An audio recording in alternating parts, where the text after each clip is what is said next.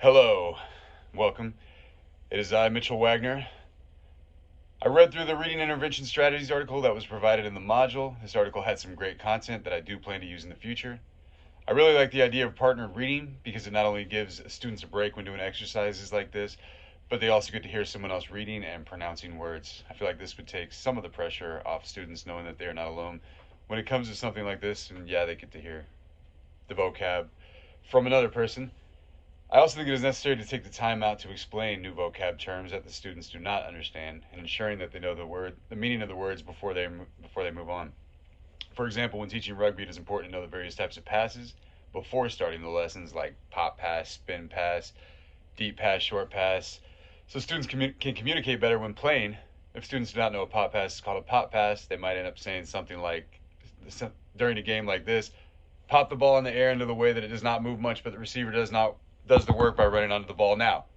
It's kind of a mouthful and it doesn't really work in a game situation. Or when you're reading in a different class and you're just trying to get through this quiz and then all of a sudden you just don't know the word. Anyway, a big part of reading comprehension is understanding the difference between narrative and informational text. First, I would explain that informational texts are writing that give you information about something. So you won't find very many opinions from the writer or fictional stories in an informational text. One of the most obvious ways to determine which one a text is the way it is structured. Informational texts are often more organized and tidy. In a normal classroom environment, when reading informational text, you can find words like generalization, cytoplasm, integer, chronological, depending on the subject. I think one of the most obvious reasons that students need to know the difference between these two types of texts is that so they don't read a literary text and take it as facts. If a student began to believe that George Orwell's book 1984 is fact, that could be a bad thing. Also, I know for me, I read informational text differently than I do narrative text.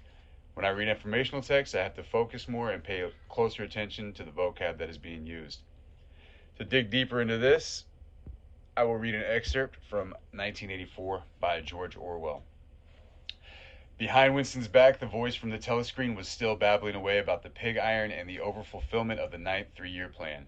The telescreen received and transmitted simultaneously. Any sound that Winston made above the level of a very low whisper would be picked up by it. Moreover, so as long as he remained within the field of vision which the metal plaque commanded, he could be seen as well as heard. There was, of course, no way of knowing whether you were being watched at any given moment, how often, or on what system. The thought police plugged in on any individual wire was guesswork. It was even conceivable that they watched everybody all the time. But at any rate, they could plug in your wire whenever they wanted to. You had to did live, from habit that became instinct, and the assumption that every sound you made was overheard, and except in darkness, every movement scrutinized. Now, if I were to read this not knowing that it is fiction, I think I would be very confused and in need of clarification on what the thought police are. What are the thought police? Is this actually happening in America? Is this a different country? It would just be a whole lot of confusion. In contrast, here is an example of an informational text. Kidney failure can be acute, meaning sudden onset, or chronic, in which case the kidneys progressively lose their ability to function. Treatment includes reducing symptoms and slowing the progression of the disease. If kidney damage is extensive, dialysis or kidney transplant may be required. This text is very straight to the point compared to the 1984 excerpt, but at the same time, it does not flow as well. For lack of a better word, it is a little bit more choppy and difficult to read. Terms that will need to be reviewed with the class from this excerpt will include kidney failure, acute treatment, dialysis, transplant, etc. Now, this last thing is not in response to a question from the professor, but one thing I'm excited to try is Microsoft Teams Reading Coach.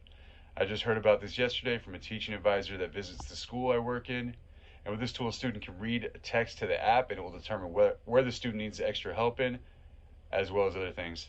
I just thought I would share that since I'm excited to try it out, and I apologize if that sounded a bit like an ad. So I hope I covered everything, and have a good day.